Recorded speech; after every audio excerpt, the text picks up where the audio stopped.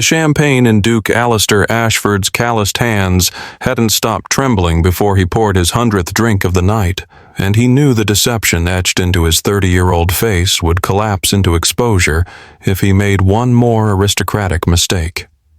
He had been working 3 jobs in 1920s New York for 6 months straight, ever since he fled England, and an arranged marriage that valued his coronet over his character, a transaction disguised as romance that the British peerage had perfected over centuries. The year was 1925, and this prohibition city was teeming with bootleggers, socialites, and fortune hunters. But Alistair had no patience for hunters when he himself was hunting something he'd never had: authentic love, stripped of title and wealth.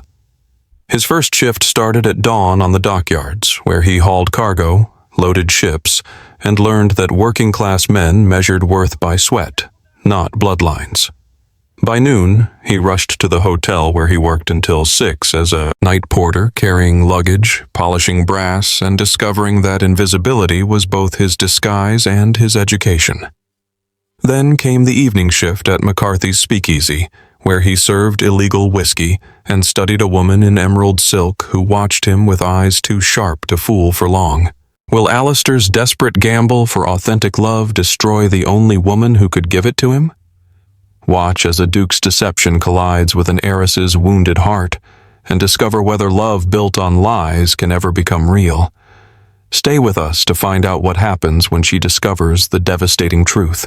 6 months earlier, Alistair had stood in Ashford Hall's portrait gallery surrounded by 3 centuries of dukes who had all done their duty, and told his mother he would not marry Lady Catherine Pembroke under any circumstances.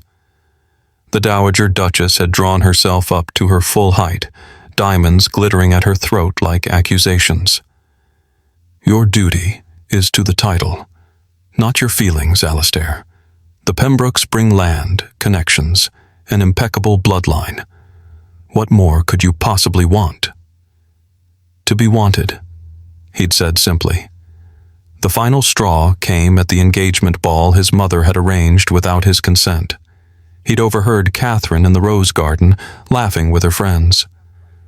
Ashford himself? Terribly dull. But the coronet is divine, and the estates are among England's finest. One doesn't marry the man, darling. One marries the title.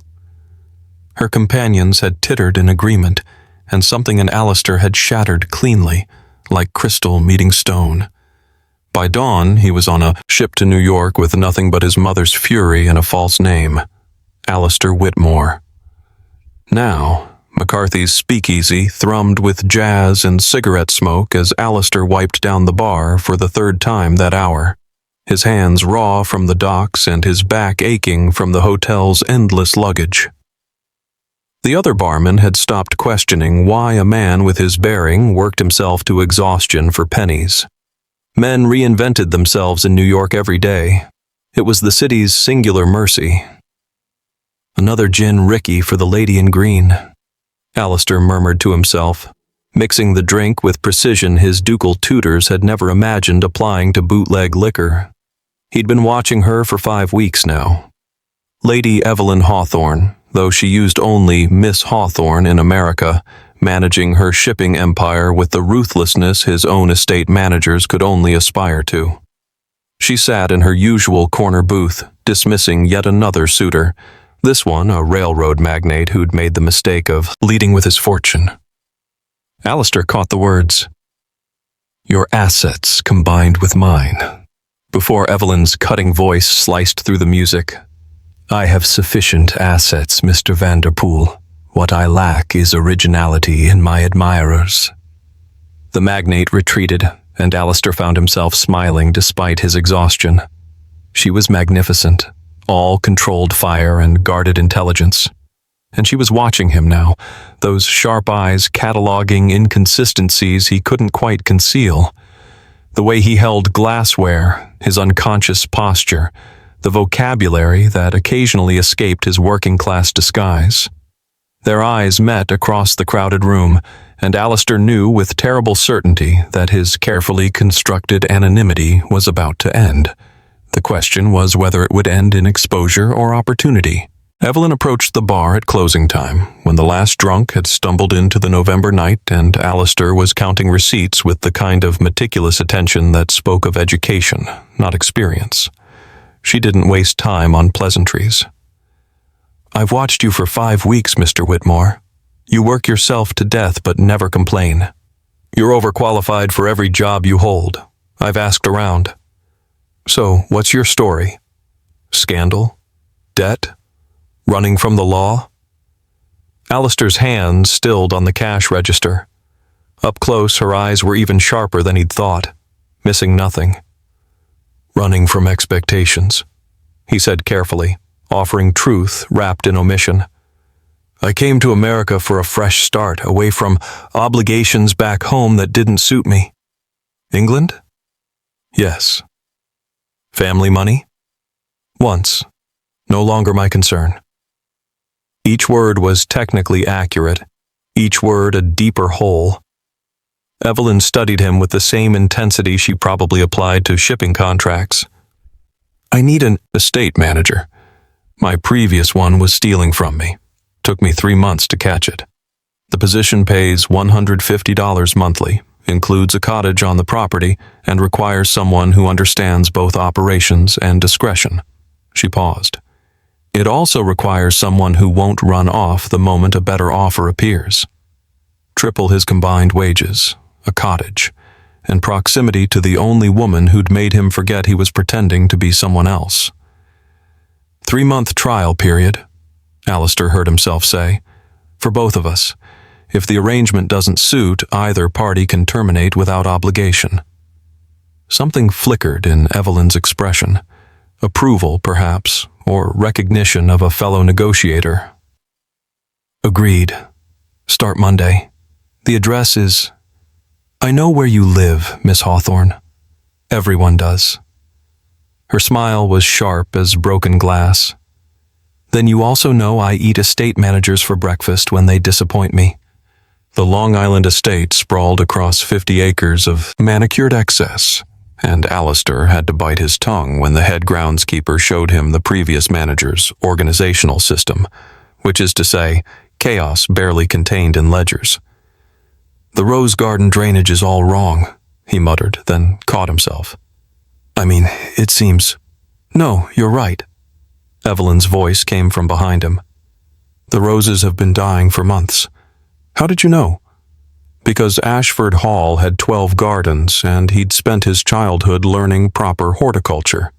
I read extensively," was what he said instead. That evening, she invited him to her study for brandy, a test, clearly, though of what he wasn't certain. They talked for 3 hours about labor rights, fair wages, the corruption of inherited privilege. She believed in meritocracy with the fervor of someone who'd had to prove herself despite her fortune. He found himself agreeing with dangerous honesty, forgetting momentarily that he was the very aristocrat she despised. "You're not what I expected, Mr. Whitmore," Evelyn said finally, refilling his glass. Alistair met her eyes, guilt and longing warring in his chest. "Neither are you, Miss Hawthorne." Neither of them mentioned what they were actually hiding. Not yet. Within 3 weeks, Alistair had transformed the estate's operations with an efficiency that startled even himself. The problem was, he kept forgetting to hide his competence. When he reorganized the wine cellar by region and vintage without being asked, or corrected the head butler's place settings for a formal dinner using knowledge no working-class man should possess, Evelyn's eyebrows rose higher each time. "My father built his empire from nothing," she told him one December evening in her study, brandy warming between her palms. "He warned me before he died. Every man who comes calling will see dollar signs, not Evelyn. And he was right." Her voice carried old wounds. 3 broken engagements. Each one claimed to love me. Each one had their accountants calculate my worth before proposing. Alistair's chest tightened. "Perhaps you haven't met the right man yet. Or perhaps the right man doesn't exist." She looked at him with something dangerous in her eyes, the beginning of trust. "Every man I've known wanted the Hawthorne fortune, never Evelyn." He should have confessed then. The words were right there. "I'm Duke Alistair Ashford, and I have more money than you do." But her vulnerability was a gift he couldn't bear to shatter, and his cowardice disguised itself as consideration. Their evenings became routine, discussions of Dickens and Dostoevsky, debates about labor reform and women's suffrage, conversations that stretched past midnight. Once, reaching for the same book, their hands touched and neither pulled away immediately. The housekeeper started saying, "The lady smiles now," with approval that made Alistair's guilt writhe. He was falling in love with her. Genuinely, devastatingly in love. And every moment of it was built on lies. The crisis came when a shipping contract dispute threatened Evelyn's largest account. Alistair found her at her desk at 2 a.m, surrounded by legal documents, near tears with frustration. "The British are claiming our agreement violates maritime law," she said, "but I can't find the specific statute they're citing." Alistair read the contract once. His ducal education in international commerce law, preparation for managing Ashford shipping interests, made the problem immediately clear. They're misapplying the 1906 Hague Convention. It covers wartime neutrality, not commercial shipping. Reference the 1894 Merchant Shipping Act instead, subsection 12. Silence. Then, how does an estate manager know maritime law? His heart stopped. "I read extensively." "You've said that before." Evelyn's eyes were sharp again, searching. "What exactly did you do in England, Mr. Whitmore?" "I managed a large estate," he said, which was true. The owner had shipping interests. Also true. "I learned what I needed to be useful." She wanted to believe him. He could see it in the way her suspicion warred with something softer. Finally, she nodded. "Thank you. You just saved my company." But the seeds of doubt had been planted, and Alistair knew they would eventually grow into exposure. The speakeasy was crowded when Lady Cordelia Hastings spotted Alistair across the room. "Your Grace!" she exclaimed, rushing forward. "What on earth are you doing in—" Alistair caught her arm, voice low and urgent. "You're mistaken. My name is Whitmore." But Evelyn had heard. Her face went carefully blank as she approached. "Friend of yours, Mr. Whitmore?" "Mistaken identity," Alistair said smoothly, while Cordelia stared in confusion. "I apparently resemble some British duke. Happens occasionally." Cordelia opened her mouth, caught Alistair's desperate look, and mercifully stayed silent. But Evelyn's eyes held questions that would eventually demand answers. "You're lying," she said later, in the estate gardens under cold January stars. "I'm not about who you are. About something else." She turned to face him, moonlight catching the vulnerability in her expression. "I haven't felt this way in years, Alistair. It terrifies me. Because every instinct says you're hiding something. But my heart says you're different from the others." He should have confessed. Instead, he touched her face with trembling fingers. "I am different, and I swear I will tell you everything. Soon." That night, he drafted a confession letter, rewrote it, burned it, drafted another. By dawn, he'd written and destroyed a dozen versions, each one feeling more impossible than the last. A week later, at a business dinner with her partners, Evelyn introduced him as the man who's changed everything. The guilt nearly choked him. Tomorrow, he promised himself. Tomorrow he would tell her the truth, whatever the cost. But tomorrow would bring something far worse than confession. The garden was silver under March stars when Alistair found Evelyn among the roses he'd saved, her emerald dress dark as secrets in the moonlight. They'd been circling this moment for weeks. Every conversation, every lingering glance building toward inevitable collision. "I swore I'd never trust again," she said without preamble, her voice barely above a whisper. "After the third engagement failed, I built walls. But you're different, Alistair. You see me, not my fortune. You see Evelyn. His heart shattered and soared simultaneously. Evelyn, She kissed him before he could confess, and the world narrowed to her mouth on his, her hands in his hair, the soft sound she made when he pulled her closer. It was genuine and passionate and transformative, everything he'd crossed an ocean to find, and it was built entirely on lies. When they finally broke apart, breathless, Alistair knew he couldn't let another day pass. Tomorrow, he whispered against her temple. We need to talk. Tomorrow. The next evening, he paced her study like a condemned man awaiting execution. She arrived glowing, kissed him again, and he forced himself to step back. Evelyn, before this goes further, there's something about my past. The door burst open. Her butler, white-faced. Miss Hawthorne, there's a gentleman demanding to see Mr. Whitmore. He's quite insistent. Says he's Viscount Edmund Ashford. A cold British voice finished from the doorway. Alistair's brother stood there in full aristocratic fury, his eyes promising murder. Looking for my brother, the Duke. Evelyn's face went perfectly, devastatingly blank. Hello, Edmund, Alistair said quietly, watching his world end. I suppose introductions are unnecessary.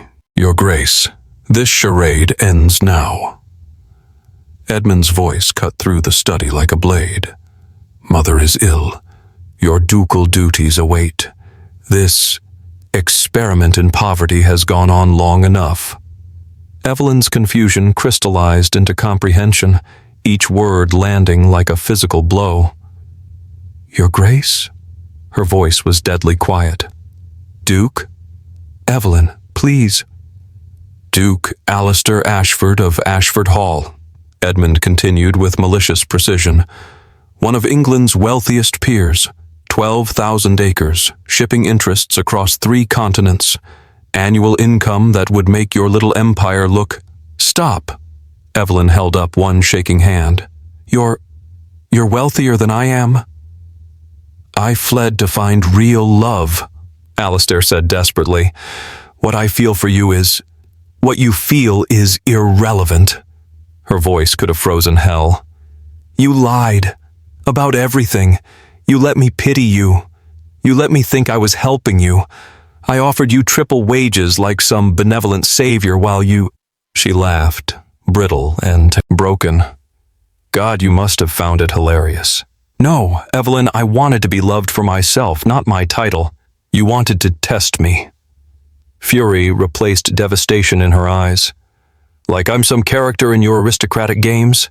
You're worse than the fortune hunters. They wanted my money. At least they were honest about it. You wanted what? Entertainment? A social experiment to amuse yourself? Everything I felt was real. You're exactly like all the others, she said, each word precise and destroying. Just a better actor. Leave my property. Leave New York. Go back to your dukedom and your deceptions. Evelyn, get out! The scream tore from her throat, raw and final. Get out of my house! Edmund's satisfied smile was salt in the wound as he escorted Alistair to the door, leaving Evelyn standing alone among the shattered pieces of her trust. 2 months later, Alistair sat in Ashford Hall's ducal chair, attending to estate business with mechanical precision, signing documents his steward placed before him, making decisions that affected thousands of lives. His mother was recovered and satisfied. The duchy ran smoothly. He was utterly hollow. You have everything now, his mother said at dinner, misunderstanding his silence for contentment. Everything meant nothing without Evelyn. The realization crystallized one sleepless night into radical certainty. Wealth and title hadn't brought him love. They'd prevented it, both times. He summoned his solicitors the next morning.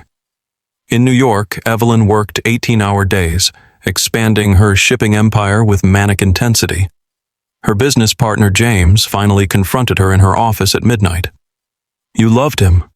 I loved a fiction, she said without looking up from contracts.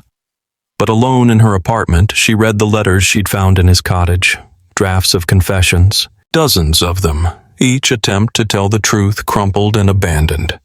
Evidence he'd been trying to find the words for months. It changed nothing. It changed everything. Alistair's solicitors protested, but the documents were ironclad. Ashford Hall transferred to a charitable trust, Children's Hospital, the estates divided among educational foundations. His vast wealth distributed to institutions serving the working class he'd briefly pretended to be. He kept only enough for modest comfort. Nothing more. His letter to Evelyn was brief. I cannot undo my deception, but I can prove it was never about wealth. I would rather be honestly poor than dishonestly rich. I don't ask you to forgive me. I only ask you to believe that my love was real, even when my name was false. Alistair. He posted it with shaking hands, expecting nothing, hoping for everything. The legal documents arrived via courier, thick parchment stamped with official seals. Evelyn read them twice, then a third time, her hands trembling. Ashford Hall, transferred to Charitable Trust for Children's Hospital. 12,000 acres, educational foundations, shipping interests, worker welfare programs. All transfers executed, irrevocable, already underway. His letter fell from her shaking fingers.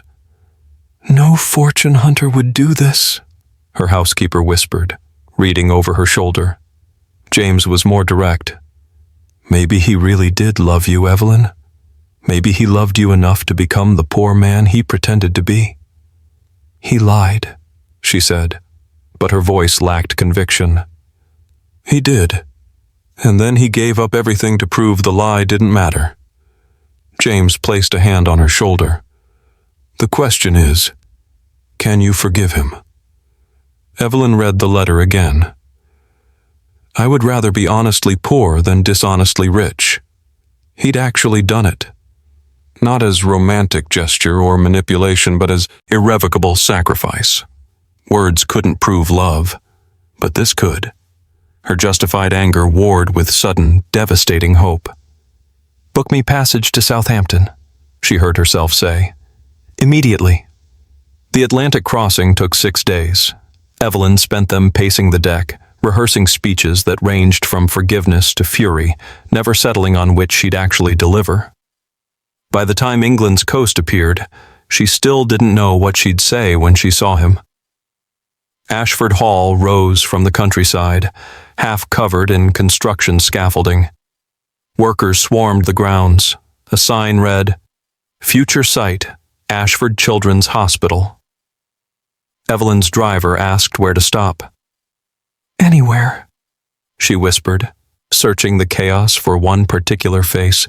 Just anywhere he might be. She found him hauling timber alongside the construction crew, his shirt soaked with sweat, his hands blistered and raw. No supervisor's distance. He was actually working, muscles straining under the weight, sawdust coating his dark hair.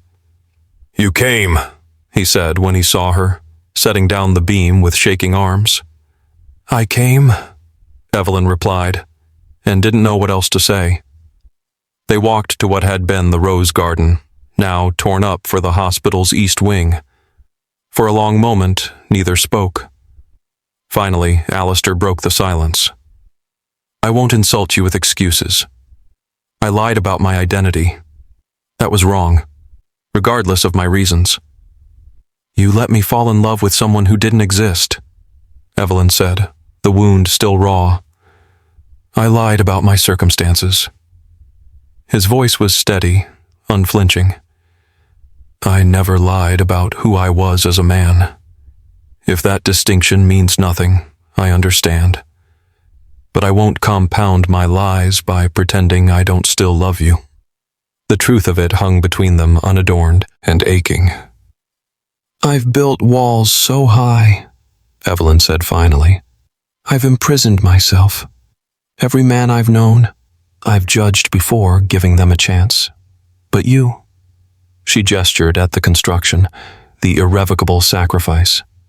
Every fortune hunter I've known would never surrender their wealth. You actually did it. It was never mine to begin with, not really. It was an accident of birth, not an achievement. I don't trust easily, Evelyn continued, her voice breaking. You've made it harder, but you're the only man who ever made me want to try. Alistair's breath caught. What are you saying? I'm saying I'm not ready to forgive you. Not yet. She met his eyes. But I'm willing to learn to trust you. Slowly. With complete honesty from now on. No more secrets, no more half-truths. Can you do that? Yes. The word was a vow. I can do that. Their courtship the second time was nothing like the first. Evelyn visited England monthly. Alistair traveled to New York. Every conversation was honest, sometimes painfully so. They argued about his deception, about trust, about what forgiveness actually meant. But they also planned, combined her business acumen with his remaining resources, and created a foundation funding working-class education. For students like the man you pretended to be, Evelyn said, and for the first time, she smiled when she said it. A year later, they married in a small ceremony. No grand titles announced, just names, Alistair and Evelyn.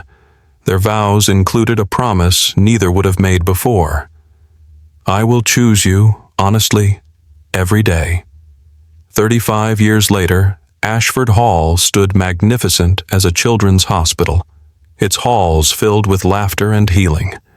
Their foundation had educated thousands of students who never could have afforded it otherwise.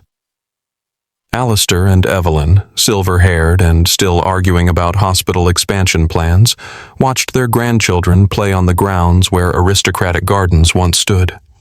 Was it worth it? Evelyn asked, squeezing his hand.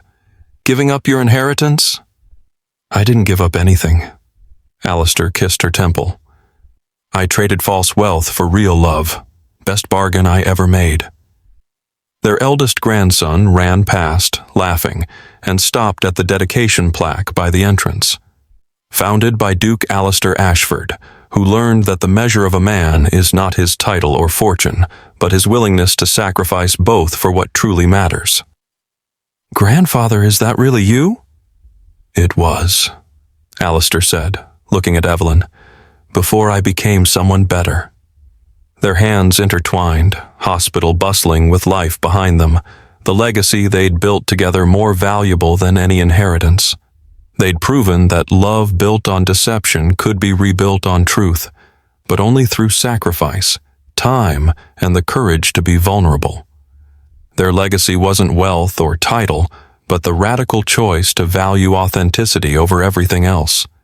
And in the end, that choice enriched more lives than any inheritance ever could. Thank you for joining us on Alistair and Evelyn's journey from deception to redemption. If their story moved you, please like this video and subscribe for more tales of love, sacrifice, and second chances. Share your thoughts in the comments. Do you believe love built on lies can ever become real? We'd love to hear from you.